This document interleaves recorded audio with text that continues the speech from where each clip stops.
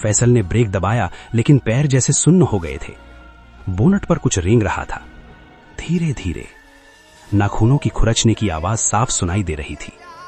कांच पर 2 काले हाथ दिखाई दिए, उंगलियां लंबी और टेढ़ी।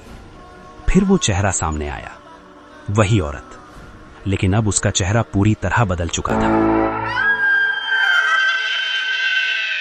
फैसल मीर श्रीनगर के लाल चौक में मोबाइल रिपेयर की छोटी सी दुकान चलाता था। दिन भर टूटे स्क्रीन, खराब स्पीकर और पानी में गिरे फोन ठीक करते करते उसकी आंखें थक जाती थीं। वो खुद को निडर मानता था और पहाड़ों की रातों से उसे कभी डर नहीं लगा। आदिल भट्ट एक ट्रैवल एजेंसी में काम करता था। टूरिस्ट गाड़ियों की बुकिंग संभालना, ड्राइवरों से बात करना, होटल कंफर्म करना, यही उसका रोज का काम था। वो हंसमुख था, लेकिन अंधेरी पहाड़ी सड़कों पर उसका दिल हमेशा थोड़ा भारी हो जाता था। उस दिन दोनों जम्मू से माल लेकर लौट रहे थे। देर हो चुकी थी, पर उन्होंने सोचा रात में ही निकल चलते हैं ताकि सुबह तक घर पहुंच जाएं।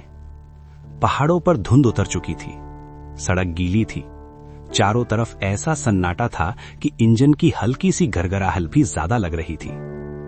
गाड़ी धीरे धीरे मोड़ काट रही थी।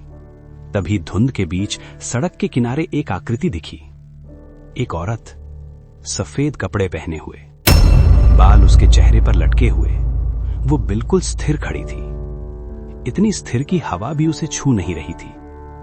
आदिल ने धीमी आवाज में कहा, ये यहां क्या कर रही है? फैसल ने गाड़ी धीमी की, पर रोकी नहीं। जैसे ही कार उसके बराबर आई, औरत ने बहुत धीरे धीरे अपना सिर उठाया। उसकी आंखें पूरी तरह काली थीं, सिर्फ काली, जैसे 2 खाली गड्ढे। उसकी गर्दन हल्की सी तिरछी थी, जैसे किसी ने मोड़ दी हो। फैसल ने बिना कुछ कहे गाड़ी तेज कर दी। कुछ सेकंड बाद आदिल ने पीछे मुड़कर देखा। सड़क खाली थी, वो औरत गायब थी। लेकिन कार के अंदर अचानक ठंड बढ़ने लगी, इतनी ठंड कि दोनों की सांस से भाप निकलने लगी। एसी बंद था। आदिल ने अपने हाथ रगड़े और धीरे से कहा, कुछ ठीक नहीं है।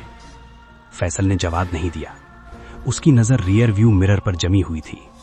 मिरर में पीछे की सीट पर कुछ सफेद दिख रहा था, पहले धुंधला, फिर साफ। वही औरत पीछे की सीट पर बैठी हुई।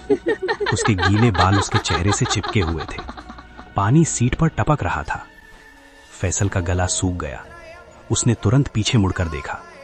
पीछे की सीट खाली थी, लेकिन सीट का कपड़ा हल्का सा धसा हुआ था, जैसे अभी कोई बैठा हो। उसने दोबारा मिरर में देखा।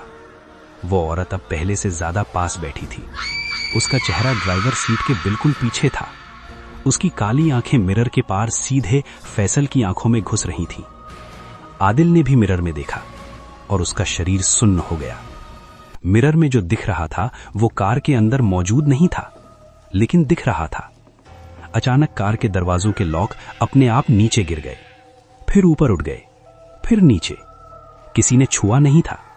गाड़ी के अंदर एक गीली मिट्टी जैसी बदबू फैलने लगी, जैसे कोई नदी से निकलकर अभी अभी कार में बैठा हो। फैसल ने बिना पीछे देखे कहा, पीछे मत देखना। लेकिन आदिल पहले ही देख चुका था। मिरर में वो औरत धीरे धीरे अपना सिर उठा रही थी। उसके होंठ फैलने लगे, बहुत ज्यादा फैलने लगे, इतने की त्वचा किनारों से फटने लगी। उसकी मुस्कान इंसानी नहीं थी। अचानक गाड़ी के बोनट पर जोर की आवाज हुई, धड़ाम। कार हिल गई। दोनों चीख पड़े। फैसल ने ब्रेक दबाया, लेकिन पैर जैसे सुन्न हो गए थे। बोनट पर कुछ रेंग रहा था। धीरे धीरे नाखूनों की खुरचने की आवाज साफ सुनाई दे रही थी। कांच पर 2 काले हाथ दिखाई दिए, उंगलियां लंबी और टेढ़ी। फिर वो चेहरा सामने आया, वही औरत, लेकिन अब उसका चेहरा पूरी तरह बदल चुका था। आंखें गहरी काली खो जैसी, मुंह अस्वाभाविक रूप से खुला हुआ, अंदर दांत छोटे छोटे और बहुत ज्यादा। उसने कांच पर अपना चेहरा चिपका दिया। उसकी सांस से शीशा धुंधला हो गया।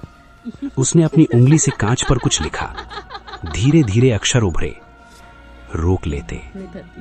आदिल रोने जैसा हो गया। गाड़ी चला, गाड़ी चला। फैसल ने पूरी ताकत से एक्सेलरेटर दबाया। कार झटके से आगे बढ़ी। बोनट से वो आकृति गिर गई या शायद गायब हो गई। उन्होंने पीछे देखने की हिम्मत नहीं की। सड़क फिर सामान्य दिखने लगी। मोड़ बदलने लगे, पत्थर अलग दिखने लगे। जैसे रास्ता आखिरकार उन्हें जाने दे रहा हो। काफी दूर आने के बाद उन्होंने गाड़ी रोकी।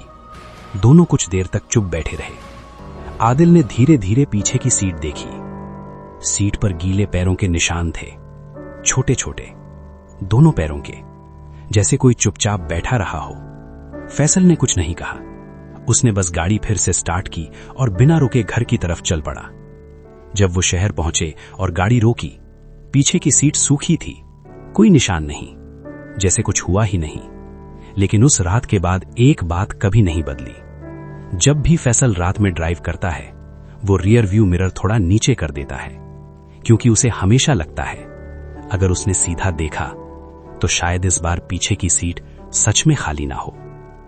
और आदिल आज तक बनिहाल पास की उस सड़क पर रात में नहीं गया, क्योंकि कुछ रास्ते सिर्फ रास्ते नहीं होते, कुछ रास्ते याद बनकर पीछा करते हैं।